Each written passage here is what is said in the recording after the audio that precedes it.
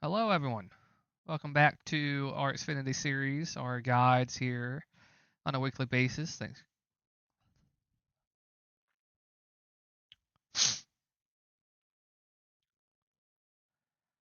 Hello, everyone. Welcome back to our Xfinity series weekly guides, our tips and possibly tricks at some tracks to go over with you. I appreciate you guys tuning in once again this week. This time around, we are at the Charlotte Road Course. Uh, in other words, the Charlotte Roval.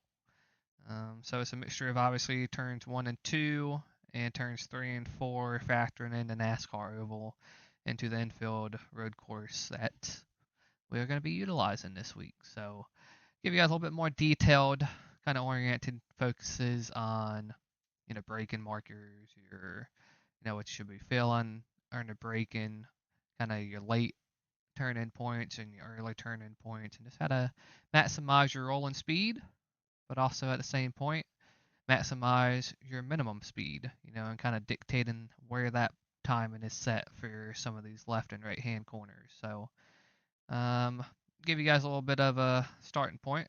I've done 10 laps here on a Toyota V2 option, just so you guys can have a understanding of how the car is going to kind of have a characteristic in, turn ability and just overall rear stability as well. So, showcase you guys my 10 laps here.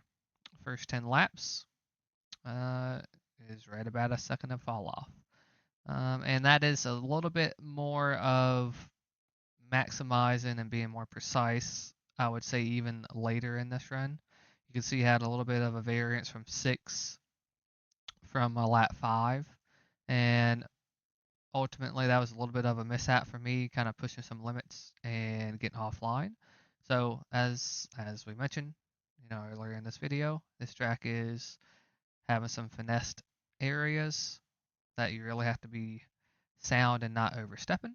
And this track is unique, right? Like it's unique. It's got a part oval, it's got a part road course, and I think this is one of the most challenging tracks a driver can kind of really attack at and really learn from. Ultimately, that's how I felt in my Coke Series races here, but also just some every day just practicing on this track. So as you see, some lap time variation. We start off I'd say pretty efficient with our 119.3, and that's the first lap I'm going to be showing you guys. And then by lap 10, 120.4, and I felt like that 120.4 was maximizing some areas that we may not want to be pushing every single lap if we're just not accustomed to this track. So, but I'm gonna play this first lap. I don't really want to dive too much into it until you guys see an at speed lap, and I'll let that kind of focus here. Let you guys just kind of run through that.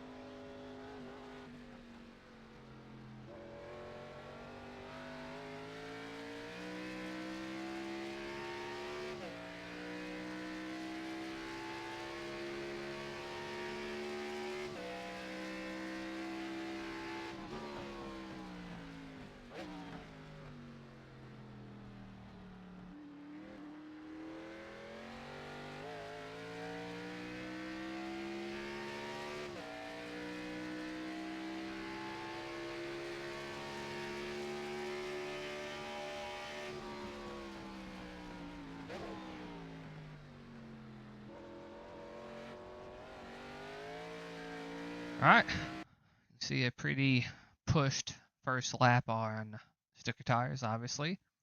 So 119.37. But now we're going to be breaking down each corner phase, right? Like turn 1, 2, 3, 4, 5, 6, and all these 12 turns we have. Okay? So it's a tricky track. It's a technical track, and you can't overstep, too much, or you're going to be in a runoff area and have a destroyed race car. So to kind of focus on just some fundamentals. We want to maximize our braking, efficiency really in the first half of the braking zone, so we can really start shaping our wheel input without having as much resistance like we did prior at Watkins Glen when we start shaping our wheel into our apexes. So I'm going to go into turn one here. You're going to see a turn three or marker of 3, 2, 1. So there's not really a set marker for you guys to really have a guide between the 2 and 3, and it's going to actually venture to be further into the braking zone or possibly earlier in the braking zone, depending on how much tire heat you have and how much wheel hop you have in this braking zone. So one thing we're going to do is mess with some front brake bias, see if you need more, see if you need less to have a little bit more stable braking at the peak area of how much pedal percentage you're going to be using. For instance, if you like using 80% and you notice you have a little bit of wheel hop, start working more towards the front and try 80% again, and then figure out a way to dissipate that brake pressure. So something just to always remember to experiment with a little bit here and there, so you have the best balance on entry and you're as stable as you can be shaping into your left or right hand corners. So kind of get in this a little bit. As you can see, I'm a little bit past this 3 sign right now for my initial braking.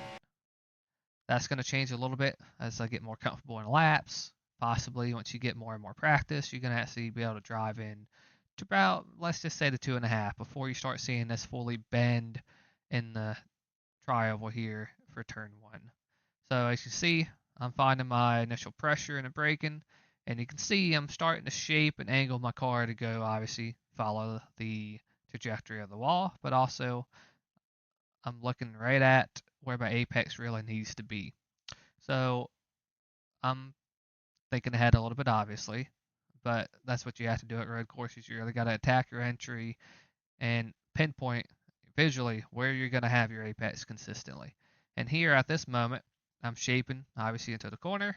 I know I want to clip this curbing into turn 1, all the way right here. And that's a really big focal point to make sure you actually get as close to it and not actually jump both the left, right, and left rear on top of the blue curbing. That is to the left of your red and white curbing. So you have maintaining a peak pressure. Let's just say it's about 40% here, right? Like I'm still turning. And as soon as I start shaping more wheel input, I'm starting to trail brake off fully almost into this apex. So this is where, as drivers, you gotta really kind of understand where that dissipation of speed is going to come from. So you're off the brake. You're not actually inducing any more slower speed at a higher rate, obviously, with brake pressure. Now you're just in a complete rolling phase. I'm going to slow this down. You can tell my left front is going to clip just about halfway of this, red and white curbing. If you go to the top of this curbing, you more often than not are going to have a big rebound effect off that curbing and back down to the racetrack. Um, and it's even a taller set of curbings right here on your blue curbing. So try to avoid these blue curbings at all cost in really the higher speed sections, and that way you can have a little bit more stability in these, left and right hand directional changes. But to kind of carry on through turn 1, we talked about braking, got our turn-in point, and here's our apex. Now we're going to be in second gear here, just point blank going to be second gear, and our focus point is to have a tight exit as much as possible without having any rear wheel slip or slide in the fronts off towards, let's just say, for instance, we're carrying too much speed and you're angling towards the last Tums logo on the wall. You're just carrying too much speed at that point. You're too late turn in, possibly as well with too much turn in speed and then apex speed. So you're going to get offline a little bit too much. So also to kind of keep focused on what you need to do, part throttle will really help kind of stabilize the car, and we'll kind of focus on exit again. This is a pretty bumpy track, right? It's pretty bumpy infield, a lot of elevation change, and obviously you got to factor in the Roval section going into the actual oval. So As you can tell, I'm pretty much having a wide exit here, maximizing my exact widest point and dictating where I know I want that to be at this light. And this is going to be a pretty common, pretty common, and I would say really focus on this light. It's going to be pretty common in making sure that's where you're angling towards, keeping the car there before you start getting the front pointed to your turn 2 entry. So if you're turning in later, and most of the times you're going to be turning in later when you're side by side, so you're not crashing. So just understand that in this racing situation, you want to give enough room, but not too much room to where you're going to be having too much of a entry that's wide and out towards this American home for racing. Okay, so this light, very good marker for turn 2. That little short shoot between turn 1 and 2 for turn in. And ultimately, you got to have some elevation. You're going up a hill, obviously, so you're off cambered. You're getting ready to keep the car flat, but you obviously got to keep some part throttle in there to keep some momentum into this apex. So I want to diagnose and detail what you see here. You see a pretty decent gap between myself and the wall. Now, honestly, if you can get this left front on this paint, there's a lot of grip majority of the times at Charlotte. So if you can hug this tighter, that's great. If you feel more comfortable dissipating more speed at this point, once the wall ends, that's fine. That's perfectly fine. There's multiple ways to go through this corner, and a lot of it is just, do you want to have a lower exit where you're kind of using this line as a tool and following that, which is the pit exit line, or do you want to have a little bit more overall exit speed and widen the exit to then kind of focus towards your turn 3 entry? So this is a very important part of the track. This is going to dictate a lot of your rolling speed and overall rolling momentum into turn 3, depending on which side of the track you are on entry to turn 3. You can see I'm pretty aggressive in finding my point of where this braking is going to be. I get the car straight, start lifting. I'm honestly halfway in between, the road, the racing surface here. So I'm doing as much as I can to where I'm actually, it's hard to tell here, but you have an uphill. Let's see if you can kind of see this in a T1 or TV2 camera angle. You can see how much the car is compressing back down, and then you're actually going to get the front to compress even more under braking, while you got a little bit of an elevation shift in the racing surface.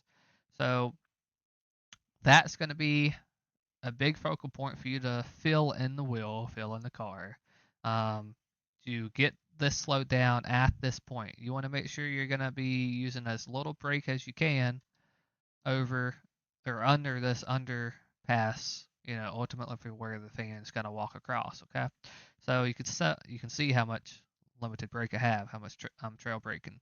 I do a majority of my braking on entry of this little small short chute between 2 and 3, and at the peak of the hill. And once I start shaping more wheel and put into it, I'm using a little bit less brake. You can see just how little I'm using. And also, simple thing, going to use this curb and as much racetrack on entry as we can. Try not to hit that blue curbing. You can see the difference in height that we have all the way through. You can see how tall this curbing is right here. Avoid that at all cost in this corner. You're going to do the same thing for turn 4 as well. So here, you're just dictating how much rolling speed you want to have and where you need to shape your turn 4 entry to make sure you're hugging the exit curbing as well of turn 4.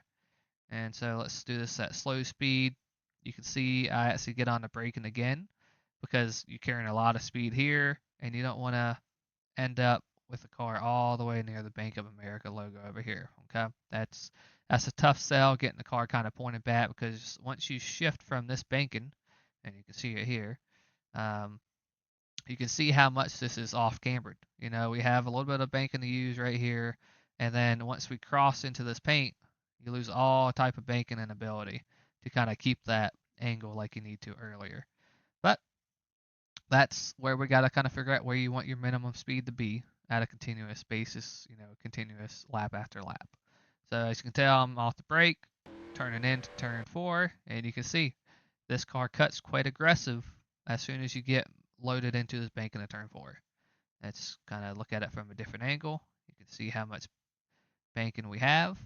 You see how you're going downhill at this camera angle, and you're going into finding your apex, right? Like the closer you get to that blue curbing, the more grip and ability you're going to have to exit as straight as possible off of turn 4, which you're going to have a little bit of wheel spin because this whole section that we started in turn 1, we're still in second gear at this point. You can tell how much it wants to just kind of load that left rear and really utilize and let it bite. So it's compressing, then it's starting to come back up, start to compress again, the more throttle we use. So it's really important to understand where to start opening this wheel and put up while you're also part throttle. You can see I'm part throttle, start opening the wheel up, start increasing my throttle rate. But I'm not fully 100% throttle until I know I need to just kind of keep some momentum in there. Another important section here, I'm in second gear, dictating a little bit of brake pressure before I actually get to this curbing. There's a couple ways. Like later on, you're probably going to get off the brake completely to this point, so you're not upsetting the actual platform of the car. In other words, where you're not inducing so much brake pressure and freeing the car up in this, directional change to the left. So again, another tactic to where you're just using limited brake pressure in this section. You can tell I'm getting off the brake a little bit, then getting right back on it, keeping that uphill section here as crisp as I can, and loading the left front. This section is obviously the old turn 6. Because obviously iRacing is not going to have a new scan that you guys will see that Xfinity and Cup will have for this race. But this is a very important section to kind of go over. This is understanding where you need to have your minimal speed at. So in other words, do you want to have your minimal speed right as soon as you touch this curbing? The answer is going to be yes. I mean, that is 100% of the time where you want to be finding your minimal speed right here. I have a little bit of room to the wall. If you can actually hug it a little bit further and keep the inner edge of the right front, see, I can kind of show a little bit of a different angle for you guys. It's a little hard to see, but look at that. You can see how the right edge of the outside of the right front tire is just barely on top of it. So if you can get the inside of it, you can actually have a little bit more ability to hug this curbing and have a straighter exit while you're curbing, almost skimming this while I should rephrase, and to give you a better exit for straight line ability into another, section. So, kind of go over this again. You really want to make sure you have the best ability in slowing this car down at this point and making sure it's going to continue flowing the radius of this curbing that you see here. You can tell I hit it. I get a little bit offline because I'm actually part throttle, and I just drive on top of the curbing a little too much, right? Like I don't have enough of the tire on the outside of this curbing to maximize that angle. So I left a little bit of time there ultimately in maximizing my angle and then dictating my minimal speed to get to the throttle that I wanted to. So a little offline, and once you get offline, the car can get a little tail happy, obviously rebounding off that curbing, okay? So in that avenue, just keep part throttle. Keep it simple. Don't just try to gas it to get it to turn. Keep part throttle. Let the front bite and actually help, project or keep the radius so you can actually have a directional shift back to the left after that corner. So we have a peak hill, obviously, that we get over the crest, and then we're starting to compress back down into the left-hander, which is very difficult to kind of just keep part throttle. Some folks will want to just charge this too much. You can see once I get to a full compression area, this is my full compression where the whole car is compressed into the racetrack. So you can tell how much, let's go through this. You can see how we're going over this crest of the hill, and look how light this car would feel. And then now you go into the racetrack, look how much it absorbs into the racetrack. So you really want to focus on not getting your left front into the grass, but hugging it as much as possible to help straight line your turns, 6 to 7 entry, and then really focus on your 7, obviously, here to be as crisp as you need it. I personally like to hug this blue cones as much as possible. As you can tell, I like to have the right edge of the tire on the right sides in this paint in some form. And that just keeps it balanced. That makes sure I'm actually not overshooting to hit this wall ultimately if I'm carrying too much speed. So keep that focus. You can see I'm using some braking. This section, you do not want to be 100% throttle at any point. You want to make sure you're just getting through there at a really smooth avenue, so you're not jumping the car, hitting the splitter too much, and just throwing the car around too much. So smoothest wheel input that you can see on the screen. You can see how much I'm not moving it much. I'm keeping it pretty balanced within a range, right? Like I'm doing what I can over the bumps and just rebounding and recovering over the bumps, obviously, but just something to focus on that. So I'm on the brakes pretty early. I mentioned that light earlier in turn 1, off of turn 1 and that short shoot between turn 1 and 2 right here. So you can tell I keep having some similar wheel angle that I had through the corner. And this is where I'm starting to use some brake pressure. Okay, so if you use too much and you straighten the wheel too much, you're going to overslow it. This is very important to understand, keeping a gradual load point to the pedal, brake pedal, so you're not getting offline too much. It's very hard to kind of feel where you need to get this trajectory angled at.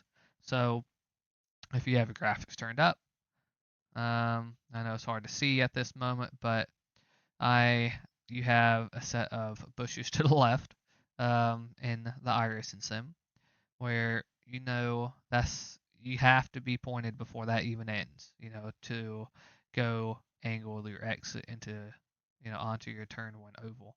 So this wall right here, as closer we get to it, is very important to realize where you need to go. You can tell I'm not using brake all the way into hitting this apex where these tires are. I've got my entry speed slowed down into that, where I have a rolling phase now. You can see I get to that rolling phase, and now that I know I have the trajectory and apex angle where I want, I can get to part throttle. But the trick is to understand not to use too much throttle when you actually get from this minimal braking that you have in infield up to the actual banking of turn 1 oval. So you can tell how tight of a radius I have for exit. I'm keeping it there, and then now I'm starting to get into this banking area. You can see how much part throttle I still have. I load up into the banking. I'll have a different view for you guys as well here. See if this kind of helps you understand at a different point of view as well. So slowing this down, angled way earlier to get this tire barrier as close as I can. And part throttle, still holding maintenance throttle. And now I'm loading into some banking to where I'm not just ripping 100% throttle. So now I'm completely into the banking. I can actually use some of that banking to open the wheel up and ultimately help me keep the radius and maximize my on throttle side now. Because you see I got to this banking, got the car straighter with wheel input. You can see how much I straighten the wheel up.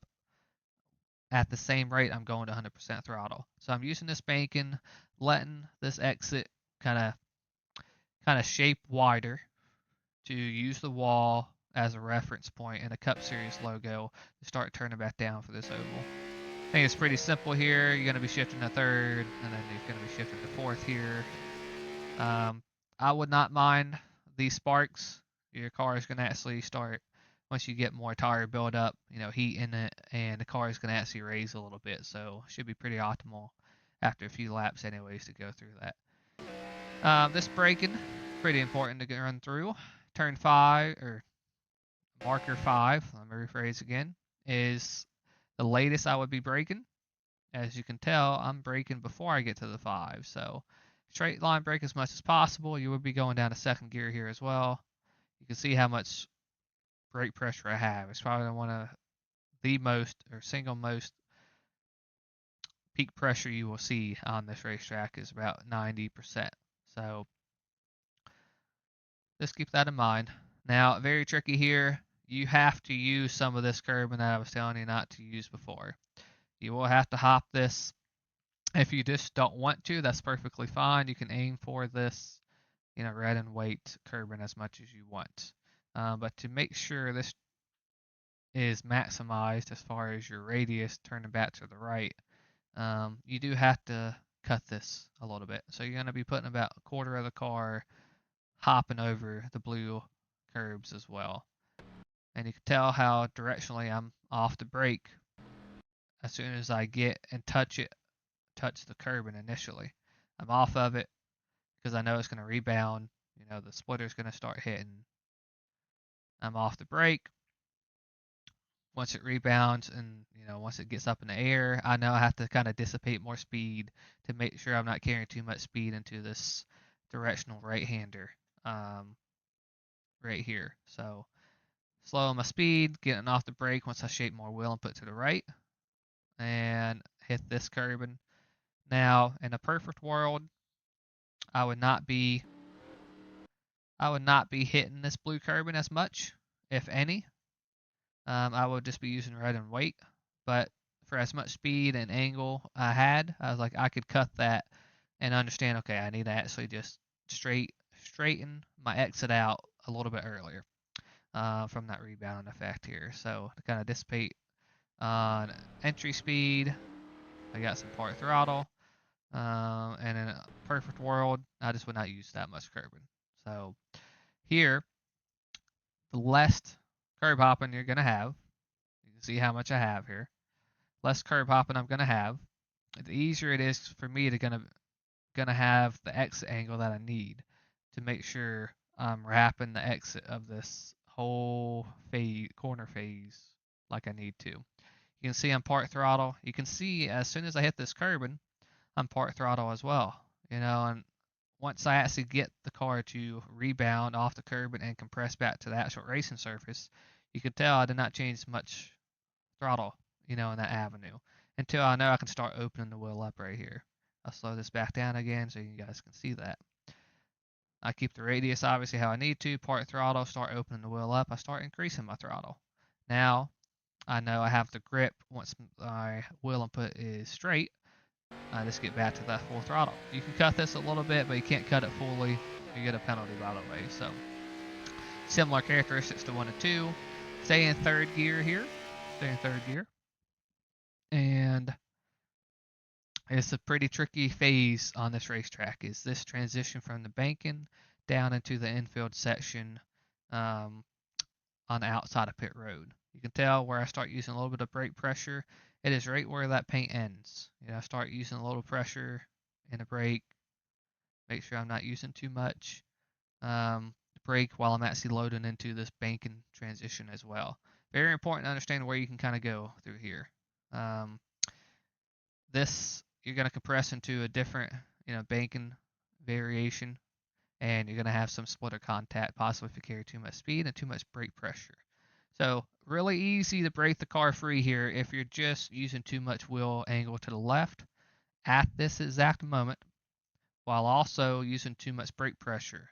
And all three, things combined together will induce a loose feeling.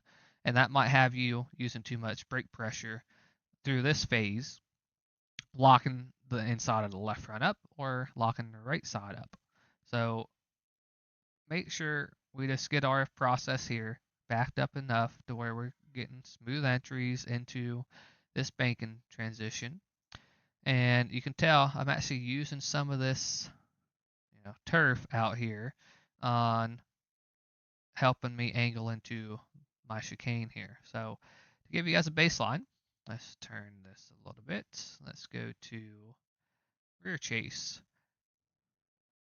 To not get an off track, you can see some color, this color here, darker green right here, right? So if you get the left front edge of this tire, the outer edge, on to the lighter color, that's where you're going to get your 1X. That's just simplified. That's where you're going to get your 1X. So you got about a tire width of room I do and finding out where you really want to kind of turn in for the chicane is very important. So the more room I have on the left, the more actually ability I have to angle my entry phase into the right hand corner and to hit this curbing. And again, you're going to do your best sometimes to exactly hit the outer edge, or most inside edge, I should say, on the blue curbing. So you can tell I'm just grazing it almost with the right front, and it's going to help dictate my overall corner ability on directionally going back to the left to make sure I'm not hitting these blue curbings as well. So going through this again, I'll do a little bit slower speed. I turn in a little earlier. I can actually turn in a little bit later, but I'm straight line braking this whole avenue as well, so don't forget that fact. And we turn in, have a pretty good turn in, rolling off the brake before I get to the curbing. Some part throttle to keep some momentum in there and keep some of the shift from being too aggressive. Same thing, part throttle over that next set of curbings. I really want to show you guys how you can maximize second gear, by the way, all the way in this phase, of what the last lap can look like. And I'll speed this up. So you have to watch so many laps here.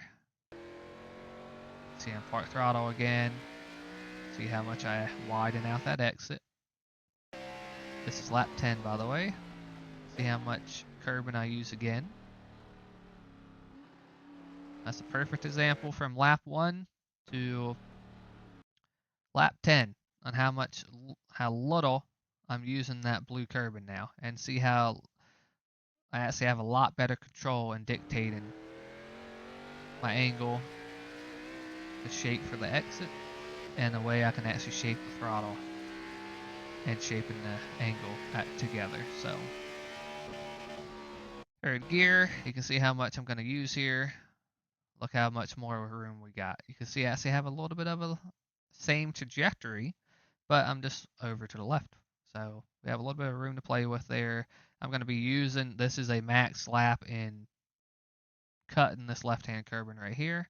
You can see how much I'm just curb hopping this. So that's cutting a little bit of time off. This is where I just kind of want to showcase you guys on the maximum potential that corner has that you can hit consistently. But I would not advise doing that every lap because it's such an aggressive, mindset to kind of go through. So I'll do it through what it looks like on the outside on TV1 camera. You can tell how aggressive it is. Look how much we curb hop it. We have a lot of room to kind of rebound off that curbing, and once it compresses back down to recovery phase, it still bounces back up on the left front, right? So it's difficult when you're in second gear trying to put the power down on that avenue. So whatever you guys are comfortable with, just do. I just want to show you a case, obviously, how that can be an inducing factor for lap time if you hit it perfect. So that's a lot of, obviously, breaking down each corner, but it's something we kind of got to focus towards in the racing scenarios. It's better just to make sure you're not pushing an extra 10% to keep up with guys, but pushing an extra 5% to just hit your marks, and then another 5% hit your marks even better. So always work at a gradual pace, when it comes to this track, because it just takes one little mishap and you're into the wall. And when you're into the wall at this track, sometimes you collect other competitors because it's very hard to see where you are on this racetrack. And especially having some of these blind elevation changes, someone could be sitting in the middle of the track and you're just not prepared for it. So, but that is probably a long video once again, but that is about one lap of just studying, how to attack this track. And again, I am on Tighter V2 that you guys will have this week. But my preference will be looser, just so you guys have a good understanding of that. So, lengthy video, but I want to at least cover some detailed aspects for you guys to look at. So appreciate you guys tuning in. Nice to have everyone here, and I can't wait to see how we do this week.